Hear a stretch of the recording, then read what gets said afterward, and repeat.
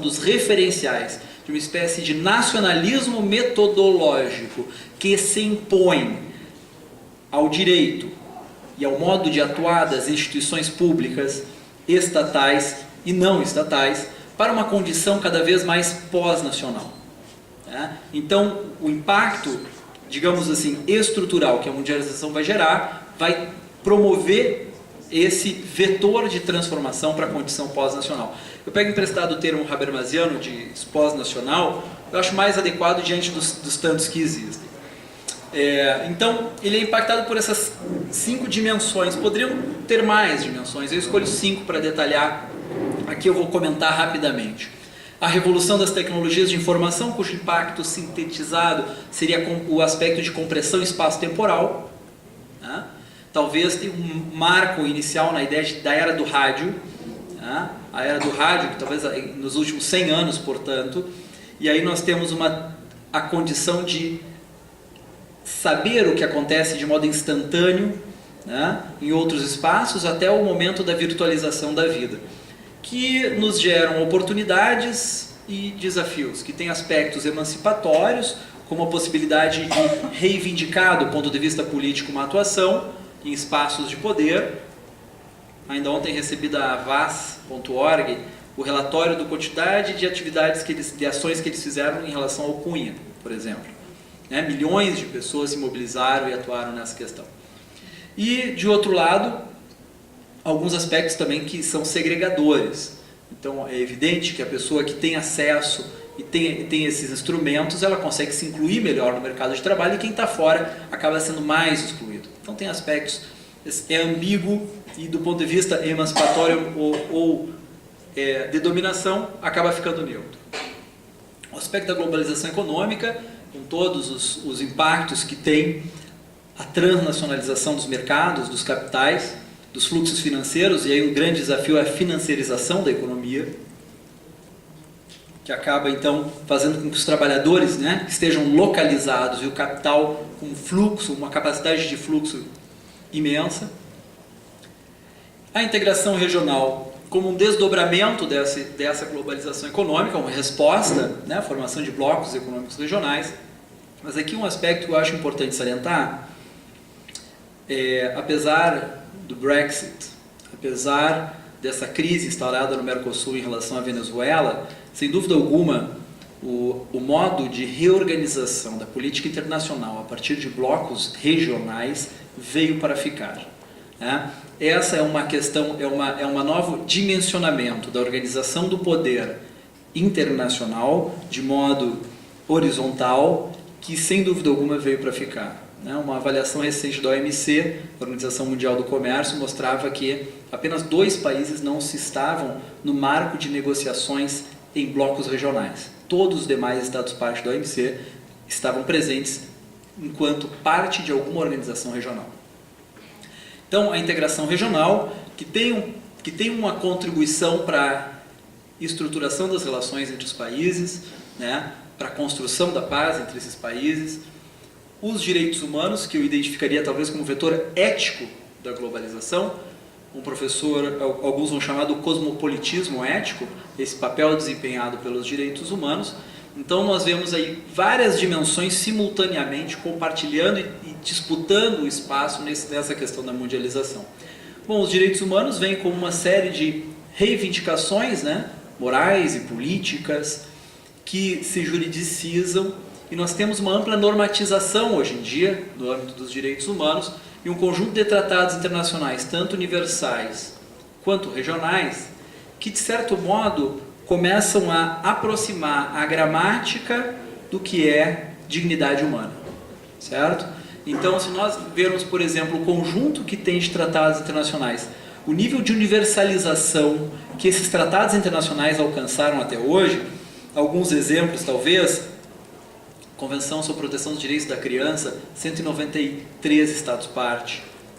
Então, sobre a eliminação de todas as formas de discriminação contra a mulher, 185 Estados-parte. Então, quase todo o planeta parte de um Tratado Internacional de Direitos Humanos, mostra que há uma aproximação muito significativa né, e gradual sobre o que seja efetivamente os direitos das pessoas. Temos muitos desafios nesse aspecto, mas há uma dimensão ética desse processo de globalização pela via dos direitos humanos. E a ideia de altermundialização, que normalmente está relacionada à ideia do Fórum Social Mundial, à globalização de baixo para cima, que o professor Boaventura de Souza Santos vai falar, que é a atuação da sociedade civil, que é a atuação dos movimentos sociais, que é a atuação daqueles que não são pessoas jurídicas de direito internacional, mas projetam as suas reivindicações e suas demandas para quem tem e para quem opera o poder no âmbito internacional. Então, a mundialização como um todo, então, apresenta uma série de problemas e desafios e tem estas dimensões em conjunto e simultâneas. Bom, e essa dupla face de que modo isso impacta no direito, nós podemos ir puxando de cada uma dessas dimensões para identificar. Então, por exemplo, se nós observarmos no âmbito da globalização econômica, vejam o tema da lex mercatória, o quanto de desafios e que a concentração de poder econômico interno e internacional impõe a adaptação dos marcos jurídicos normativos, seja na questão trabalhista, seja nos temas de contrato internacional. Um exemplo apenas, recentemente tem-se trabalhado um conjunto de tratados internacionais para a liberdade de mercados, em que prevê que as empresas podem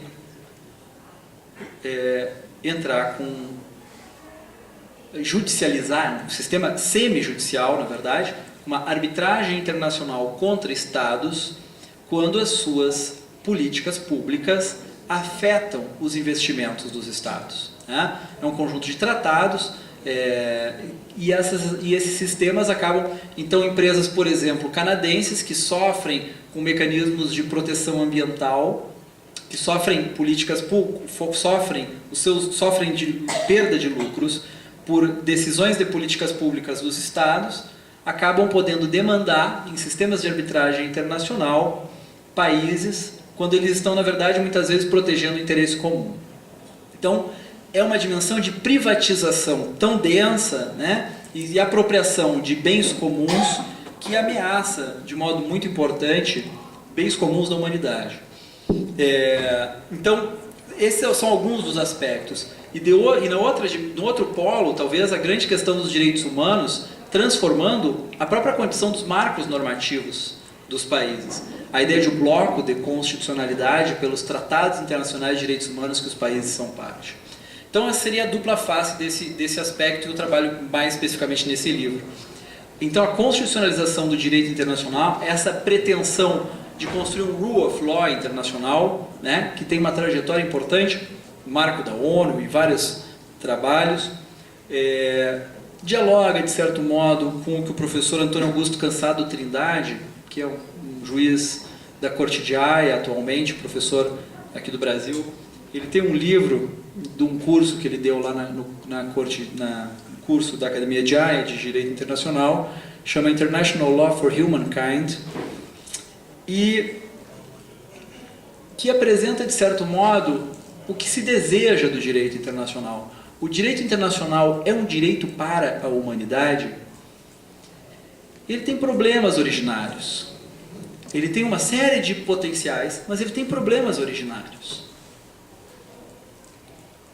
E eu não aponto esses problemas originários do direito internacional como enquanto fragilidades, mas limites que são precisos, que nós precisamos compreender para demandar do direito internacional algo que efetivamente ele possa oferecer.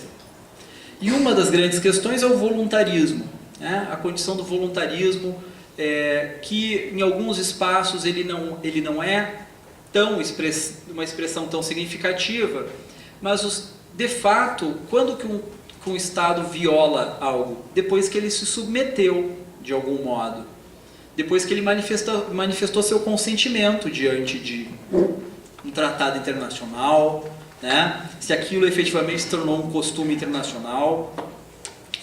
Então, essa condição voluntarista, que é algo específico do direito internacional, que não é no âmbito do direito interno, ele cria uma vulnerabilidade muito significativa para o direito internacional e desafia pensar que o direito internacional é um direito efetivamente para a humanidade como um todo. Assim como várias críticas que vêm a dizer, professor Delomo, cumprimento aqui desde já, estava na abertura do Congresso Brasileiro de Direito Internacional, e quando um professor, a partir de um vídeo, um professor importante, falava sobre o fim do direito internacional. Né? Essas críticas ao direito internacional, elas na verdade querem dizer que o que existe é política, não é direito internacional. E de fato a política opera uma dimensão importante no sistema internacional que é inevitável. Então, tem uma série de fatos que indicam o peso político, o peso da política no exercício das definições de direito internacional. As enormes assimetrias entre as personalidades internacionais e os atores internacionais. Recentemente, agora tem um caso muito interessante transitando na Corte Internacional de Justiça, que é as Ilhas Marshall contra grandes potências.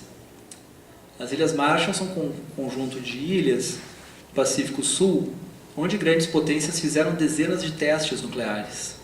E esse conjunto de ilhas resolveu reivindicar, porque ainda hoje tem gente nascendo com problemas humanitários, enfim, mutações genéticas e tudo mais, resultado da radiação daquelas dezenas de testes nucleares que foram promovidos pelas grandes potências nas suas ilhas.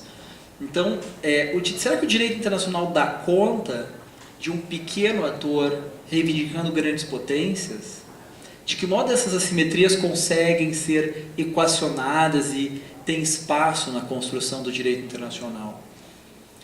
Mas esse é um grande desafio.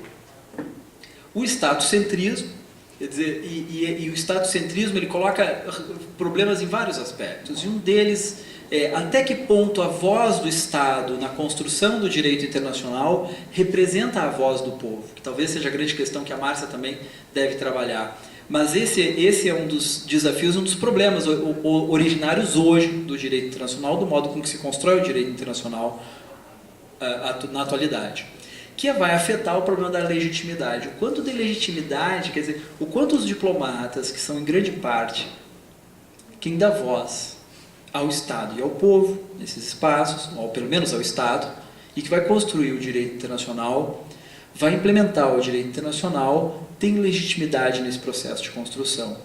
Então, eu só coloco isso não como um aspecto... Veja, crítica não necessariamente é um aspecto negativo, mas a gente precisa conseguir identificar quais são as limitações significativas para perceber o quanto a gente pode explorar desse espaço jurídico para a construção do direito.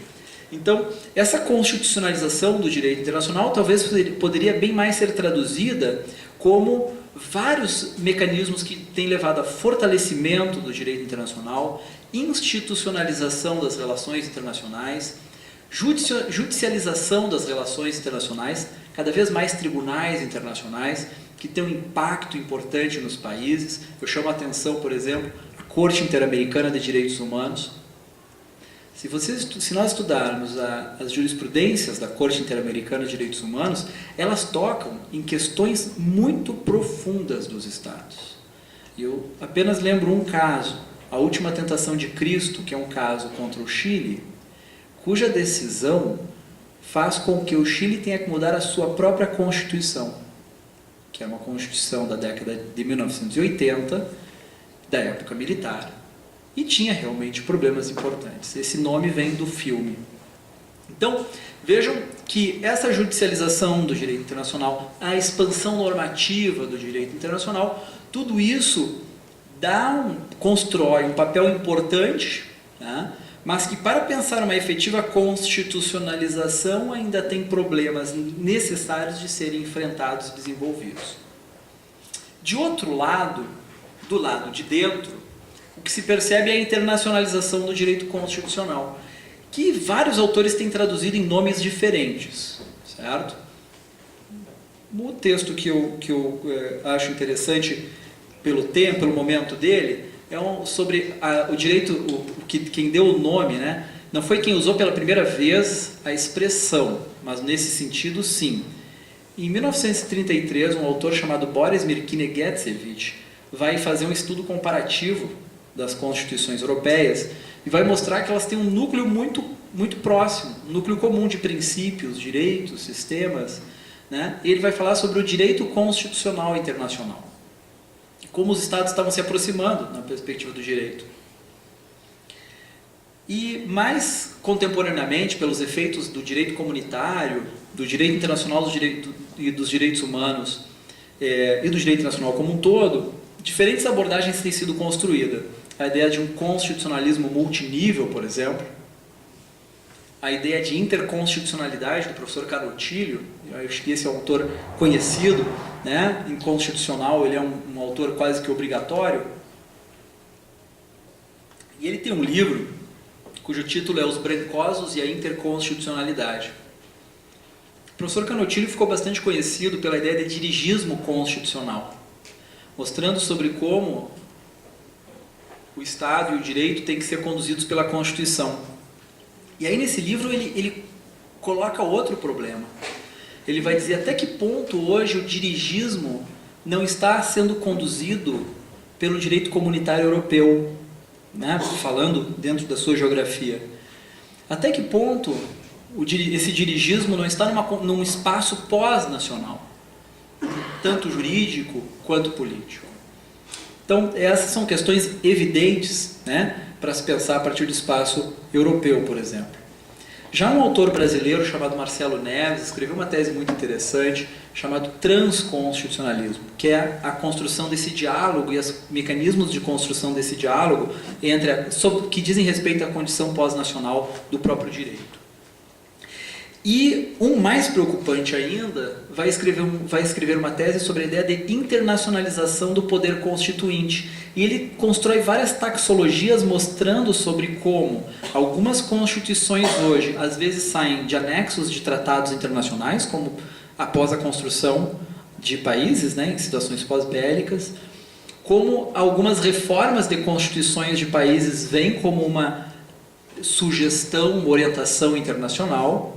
Então são algumas questões que colocam sobre como esse mito do direito constitucional como um espaço reservado no Estado Nacional, ele já transborda, já não cabe mais nesse espaço. Quer dizer, pensar o direito hoje é pensar como se dá a relação com esses outros espaços normativos, essa internormatividade. Então, são dois aspectos que nos colocam uma série de desafios e problemas. Então, se a gente olha, por exemplo, pelo aspecto do direito internacional, veja, lamentavelmente,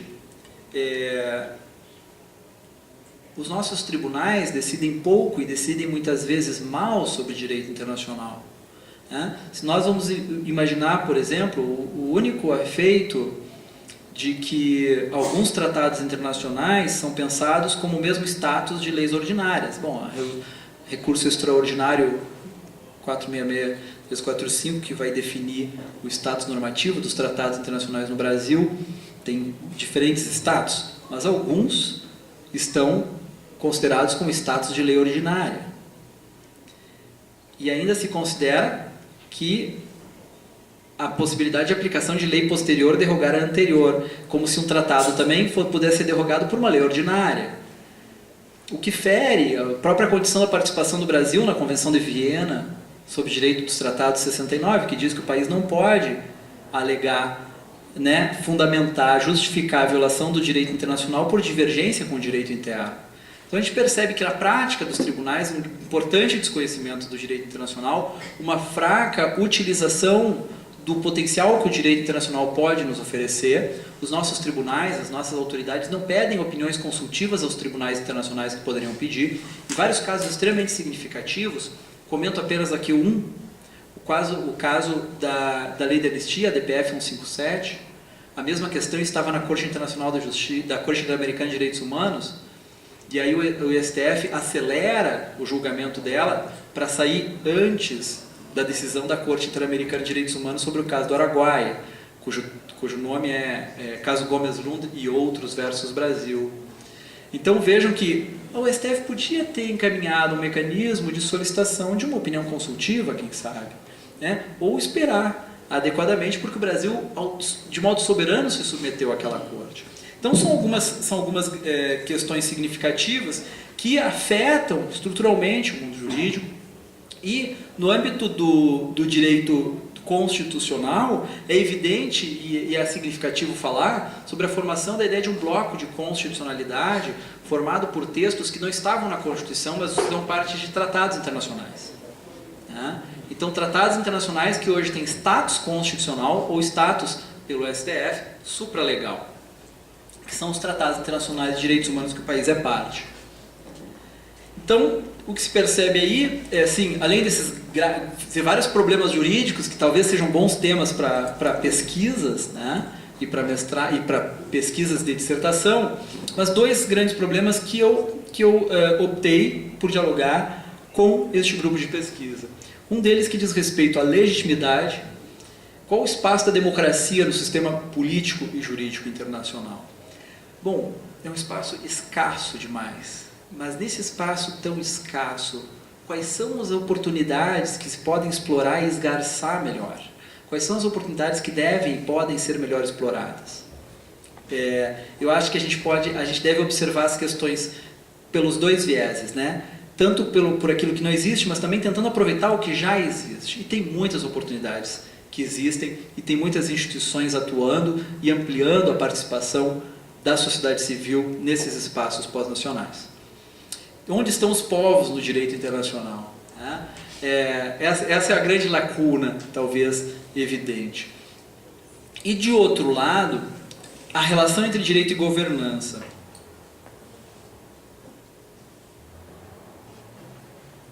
A teoria do direito,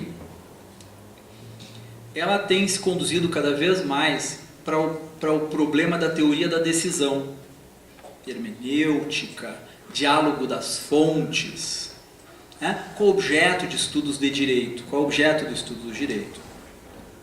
E a resposta que se circunda em torno diz respeito a como se decidir, como é que se define qual é o direito aplicável à situação concreta. A resposta no final deve conduzir a isso. É evidente que essa é uma pergunta muito importante e que nós precisamos agora atualizar essa resposta, o que faz, por exemplo, esse professor Marcelo Neves com a ideia de transconstitucionalismo, à luz das fontes do direito internacional, que assumem um papel, se multiplicam e têm um papel cada vez mais importante, e um status normativo também cada vez mais significativo. Mas, de outro lado, além dessa questão de pensar um diálogo de fontes que incorpore e dialogue melhor com essas oportunidades, com essas situações internacionais, é importante pensar na questão da governança, porque as respostas às questões concretas, elas muitas vezes estão muito mais situadas numa atuação que diz respeito à governança. Então, os temas ligados à governança global, como manejar esses desafios. Agora está aí a Agenda 2030, os Objetivos de Desenvolvimento Sustentável, por exemplo. E saiu agora nesse mês de fevereiro, último, como vai se mensurar isso aí. Veja, isso vai ter um impacto no processo de governança das políticas públicas municipais às internacionais. As 17 metas, os 17 objetivos, os 169 metas que estão colocados, que foram acordados por 193 chefes de Estado, eles vão cumprir um papel de guião nas políticas públicas que é muito, muito significativo e vai muito além desses jogos direita-esquerda, né, que muitas vezes ocupam tanto o espaço dos debates políticos atuais entre nós. Então, uma das grandes questões, me parece, é nós no direito, seja mesmo na questão de se a gente pensa cartas rogatórias, homologação de sentença estrangeira, mesmo para isso, né, pensar mecanismos de funcionamento adequado que integrem o direito com mecanismos de governança. Eu falo isso entre outros diálogos recentes. Estava com o diretor do Tribunal Permanente de Revisão do Mercosul e a gente estava falando justamente sobre esses mecanismos de cooperação interjurisdicional.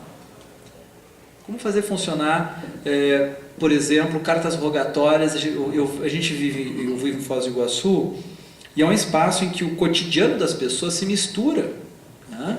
Entre Ciudad del Este, Foz do Iguaçu, Porto Iguaçu. Tem gente que vai, né? Pessoas vão todos os dias para um lado e o outro.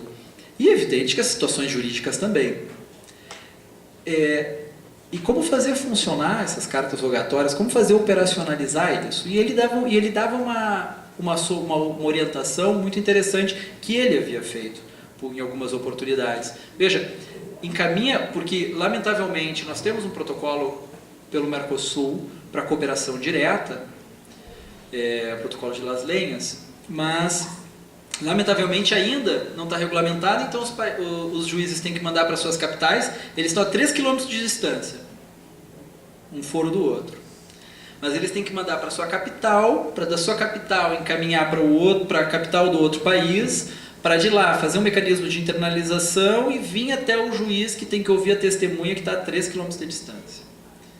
Então, ele dava uma orientação, olha, nós fazíamos isso, nós encaminhávamos pelo meio eletrônico diretamente ao outro magistrado e, enquanto isso, íamos encaminhando o procedimento, né, para a organização jurídica adequada, legal dessa demanda. Porque a grande questão era que talvez quando voltasse a informação para os autos, ele já não tinha mais sentido, já perdia o sentido. Então, esse é só um exemplo, mas eu percebo muitos outros, a necessidade do direito de caminhar e dialogar mais com esses espaços de governança. E aí, eu vou comentar um caso que é considerado, em específico, por alguns autores, um modelo de governança global. O Joseph Nye trata como um exemplo de soft power por meio da atuação de atores civis, atores não estatais, que é o caso da erradicação de minas terrestres antipessoal. As minas são esses artefatos bélicos colocados sob o solo ou atados em arame, cuja característica principal é ser acionada pela própria vítima, certo? Então, principalmente a Segunda Guerra, ampliou muito o uso. E a sucessão da Segunda Grande Guerra foi uma guerra fria, que foi fria no norte, mas foi bem quente no sul. Então, muitos atores, muitas guerras civis, guerrilhas, atores armados não estatais, né, que estavam operando em muitos países. E a mina terrestre é uma arma muito barata. Então, vários países começaram a ter problemas significativos com essas armas. Chegamos nos anos 90 com 103 países tendo acidentes com minas terrestres. Só que 90% dessas vítimas eram civis, em muitos países que estavam em paz, porque a mina não reconhecia o tratado de paz, nem diferenciava se o passo era de um soldado ou de uma criança, gerando uma vítima a cada 22 minutos. Uma pesquisa em específico no ano de 95 vai mostrar 103 países tiveram acidente naquele ano. Então, 50 países ainda produziam essa arma. Então, um conjunto de pessoas ligadas a instituições que estavam no terreno, atuando nas questões humanitárias, percebe esse problema, se conecta e forma uma rede, uma coalizão de ONGs, que vem a se chamar Campanha Internacional pela Erradicação das Minas Terrestres, e demanda a eliminação da categoria de arma mina terrestre antipessoal. Era uma questão que veja, ainda, né, acabamos de sair, no começo dos anos 90, a saída da Guerra Fria, um período que se esperava de governança global, vem uma demanda como essa, sensibiliza pouco, mas se internaliza lá, e a França faz uma solicitação para criar um novo protocolo, numa convenção sobre certas armas convencionais de 1980. Só que para a negociação desse protocolo era necessário o consenso. E o consenso, muitas vezes, também permite que todos tenham um poder de veto. Sai um outro documento que vai se chamar Protocolo 2 Emendado. Mas esse Protocolo 2 Emendado, ele teve que equacionar tantos interesses divergentes que ele não vai resolver o problema humanitário. Então, os atores envolvidos, Cruz Vermelha já estava nessa jornada, ONU, disse, olha, temos um novo documento, mas não faz nenhuma diferença. Então, com uma presença e uma pressão importante da sociedade civil, o Canadá chama a negociação de um novo tratado internacional pela erradicação total dessas armas, pela proibição do uso, do armazenamento, destruição dos estoques e proibição de produção. E ele ecoa, os estados se reúnem, estabelece um prazo de 1 ano para a negociação disso, e com importante participação e pressão da sociedade civil, tem vários relatos interessantes sobre esse período e esse processo de negociação, sai um tratado internacional em 97. E aí eu acho importante para o diálogo sobre os novos atores nas relações internacionais esse caso, porque, vejam, quem é que pode assinar tratados internacionais, ratificar ou aderir? Quem é que tem a obrigação de implementar um tratado internacional? Os Estados. E quem ganha o Nobel da Paz de 97? A campanha internacional pela erradicação das minas terrestres. Porque foi essa instituição da sociedade civil global que foi considerado chave no processo de erradicação dessa categoria de armas. A partir dali, essa campanha começa a fazer o monitoramento da implementação desse tratado e trabalhar pela universalização também desse tratado. Então, em 97 ele foi aberto para assinaturas.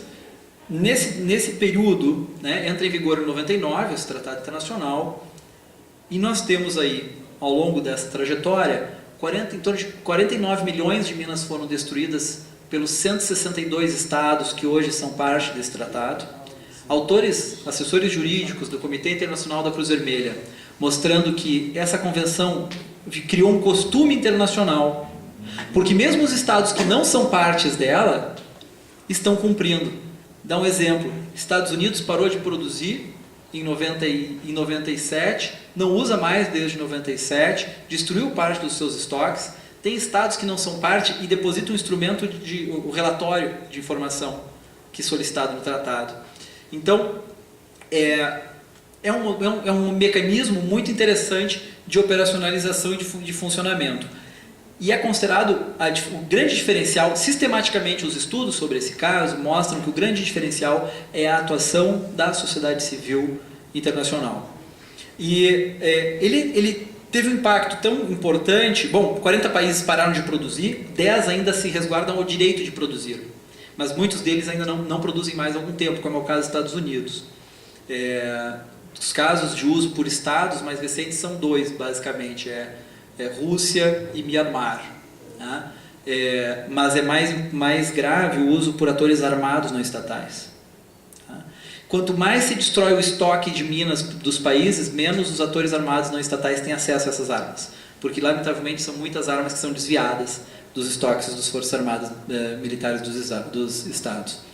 Então, na frente da entrada principal do que era a Liga das Nações, e hoje é a ONU tem algumas entradas, mas uma delas é um corredor de bandeiras, tá? Que aparece ali. Tem uma cadeira de 15 metros, e uma das patas, né, uma das pernas dessa cadeira está destruída. É justamente para fazer alusão à questão das minas terrestres. Né? Então, esse processo todo hoje em dia está bastante centrado lá em Genebra, então, e nos países afetados, né?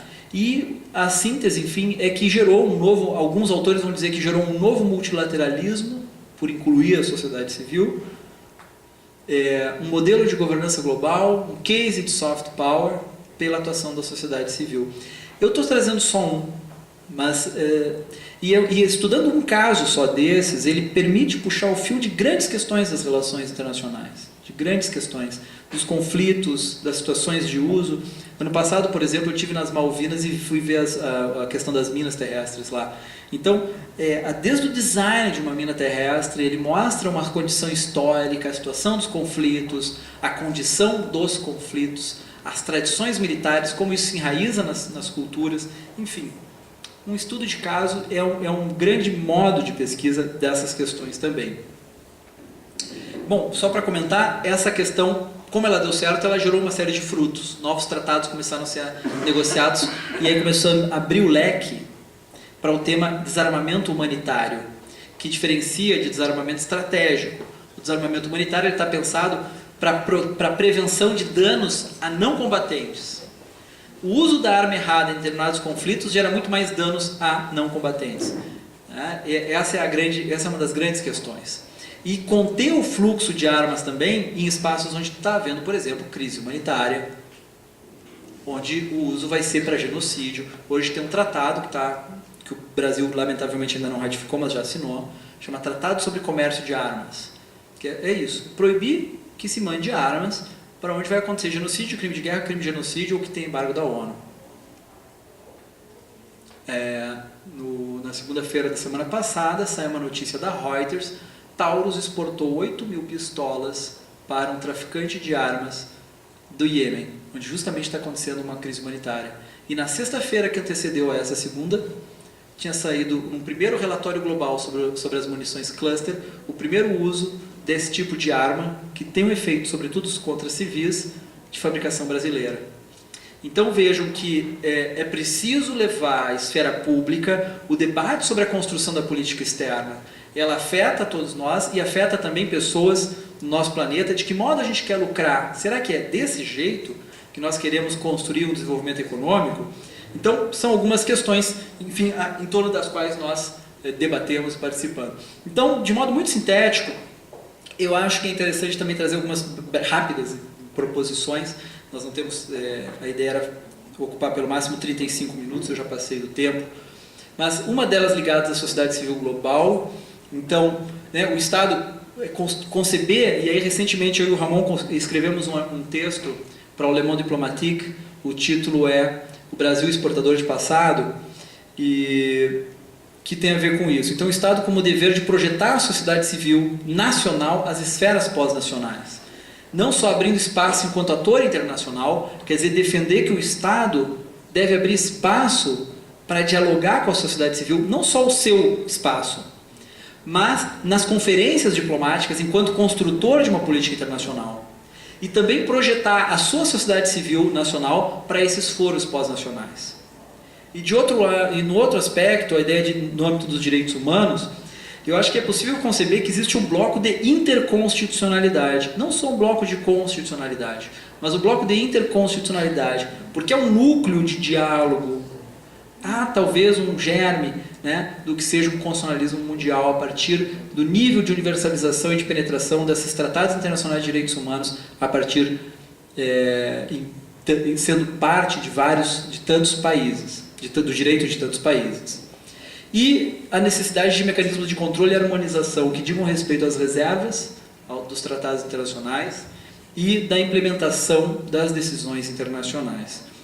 Eu não posso detalhar, eu venho aqui, eu acho, professora Odete, talvez quando a gente começa a trajetória da docência, a gente quer falar muito, mas com o tempo a gente quer ouvir mais, né?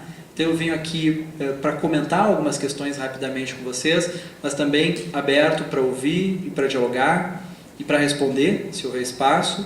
Agradeço a oportunidade e me coloco à disposição desde já para a continuidade desse diálogo, seja hoje, seja amanhã, seja pelos meios eletrônicos. Muito obrigado pela oportunidade, espero ter deixado algumas ideias para as pesquisas de vocês e me coloco à disposição da maneira com que for possível. Obrigado.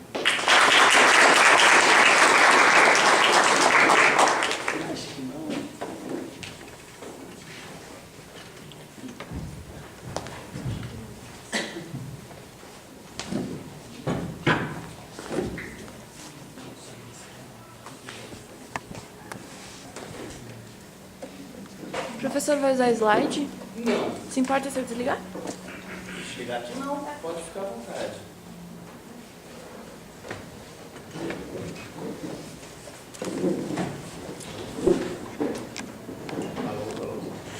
Alô? Tem que apertar o botãozinho.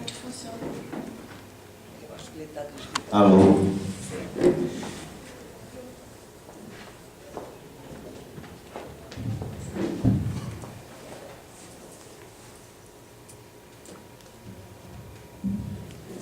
Posso? Bom, primeiramente eu queria agradecer o convite de vocês, para estar aqui no primeiro encontro, como o próprio professor Gustavo mencionou anteriormente, é uma grande honra, vir aqui conversar com vocês, participar, da construção do que eu espero ser uma longa tradição, de congressos de Relações Internacionais, Direito e Poder aqui na ONU Chapecó. A recepção de vocês, eu queria demarcar esse ponto, bastante calorosa, bastante próxima, isso independentemente da pessoa, tanto discente quanto docente, então realmente um clima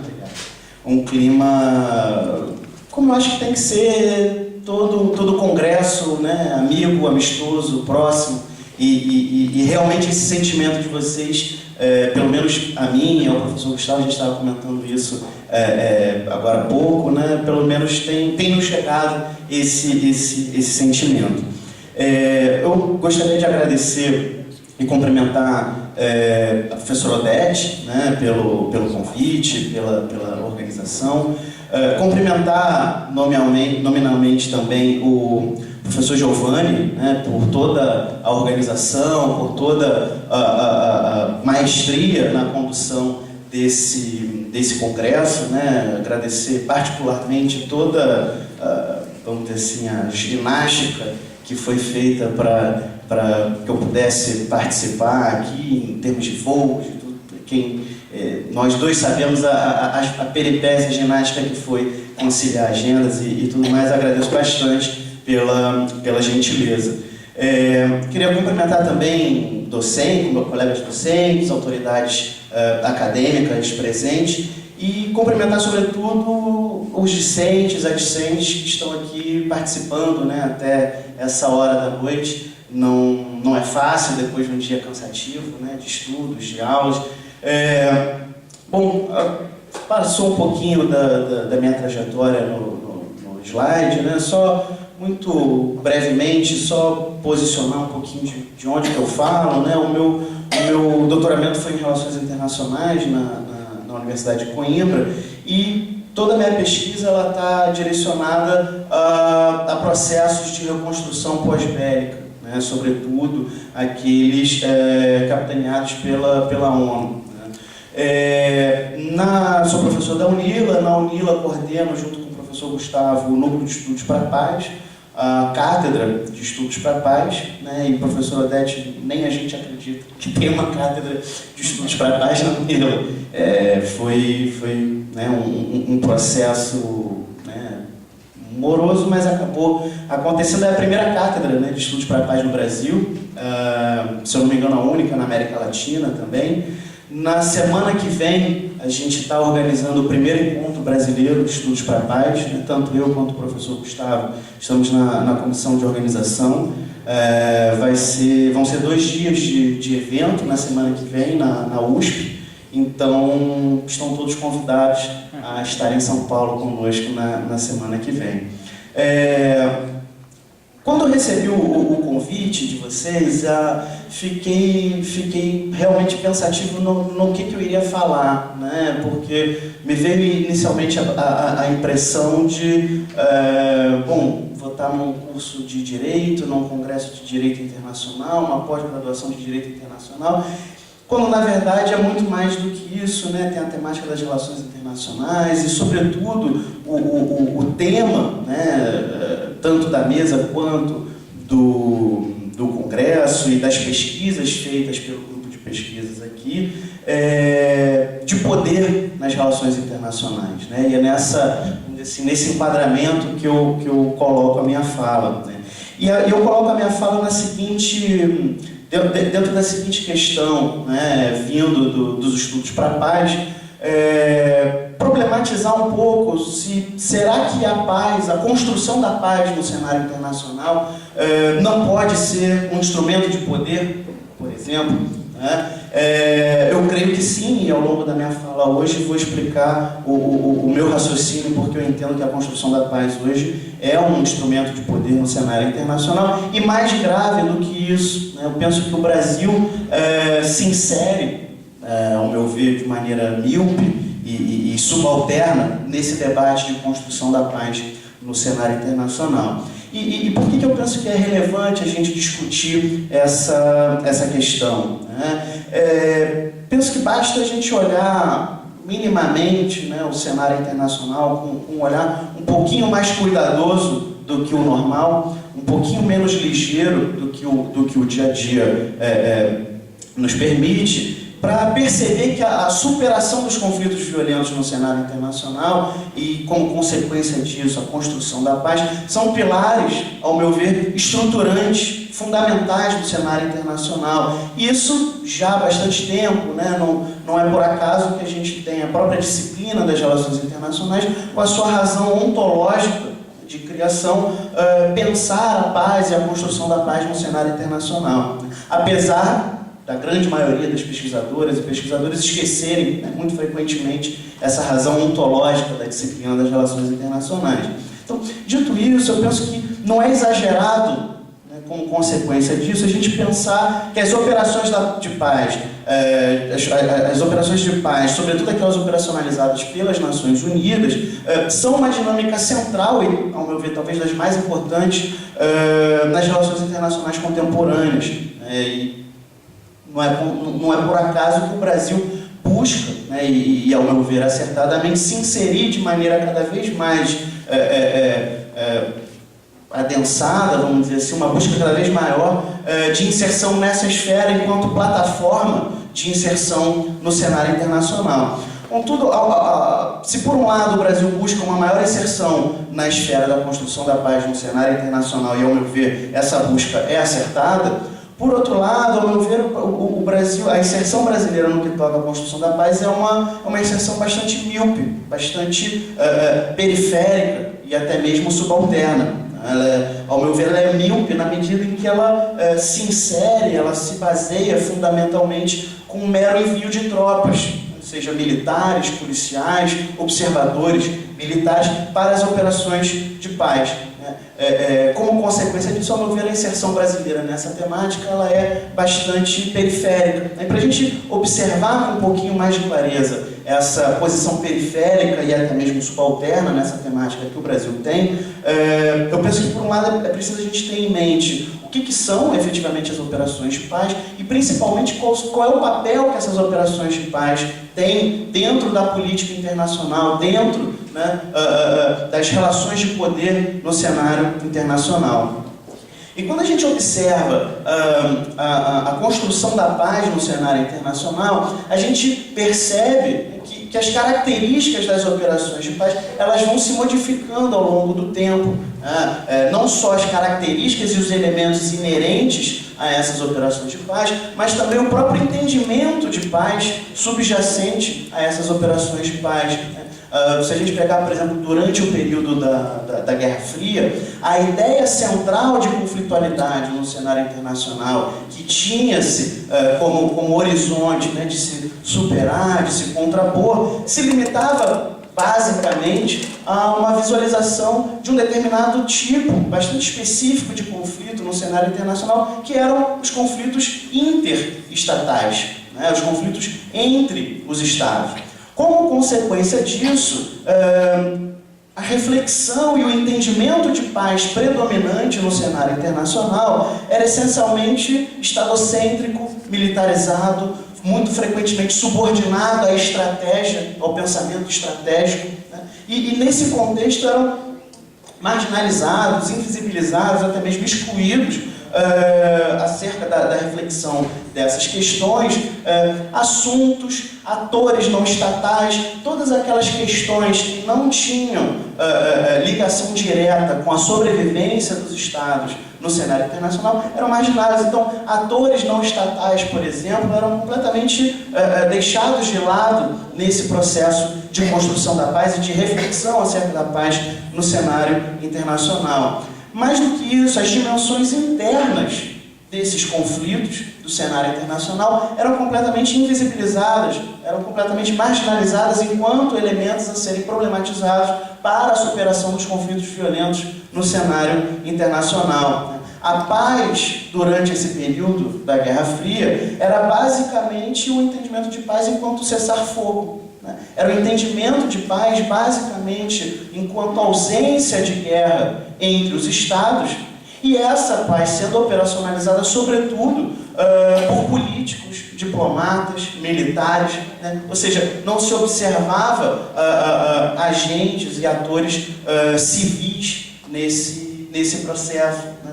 Como consequência desse entendimento, as operações de paz desse período da Guerra Fria eram pensadas com o intuito de dar resposta a esse tipo de conflitualidade e implementar esse tipo de paz que que era de algum modo dominante no cenário internacional naquele momento, né? Era uma paz, trazendo um autor que a professora Odete lembrou, né? Que o Galton poderia caracterizar, por exemplo, como uma paz negativa, né? Que buscava somente a superação de uma violência direta, buscava apenas um cessar-fogo entre dois estados beligerantes. E esse entendimento, obviamente, que traz implicações com relação às características das operações de paz daquele momento, do período da Guerra Fria, né? Um exemplo bastante característico de operações de paz desse período foi a operação de paz, por exemplo, enviada ao Oriente Médio no ano de 48 para atuar, né, na guerra entre árabes e israelenses naquele momento, né? 48 era o processo de formação do Estado de Israel, e essa operação de paz ela é enviada ao terreno. A primeira ação da ONU que a gente pode caracterizar enquanto uma ação de operação de paz enviada ao terreno, que buscava basicamente o cessar das hostilidades entre árabes e israelenses, e fazer com que fosse cumprido o cessar-fogo.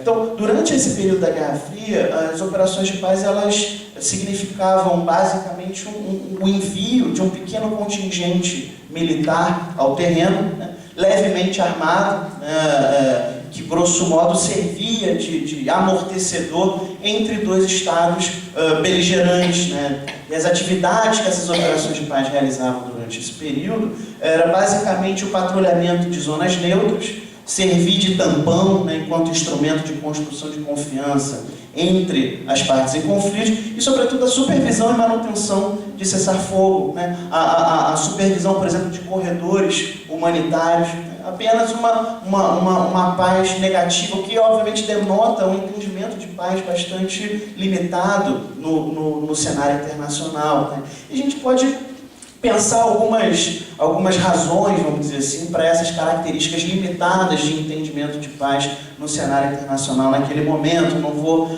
me alongar muito, mas a gente pode pensar, por exemplo, na própria Carta das Nações Unidas, né, que impede, por exemplo, a atuação na dimensão interna dos Estados, né, o que vai ser modificado radicalmente, por exemplo, no pós-Guerra Fria, onde as operações de paz vão atuar nas dimensões internas dos Estados pós-conflito. O próprio cenário bipolar da Guerra Fria, né, o confronto bipolar da Guerra Fria, obviamente fazia com que cada esfera, cada polo de poder impedisse, né, a atuação, por exemplo, das Nações Unidas com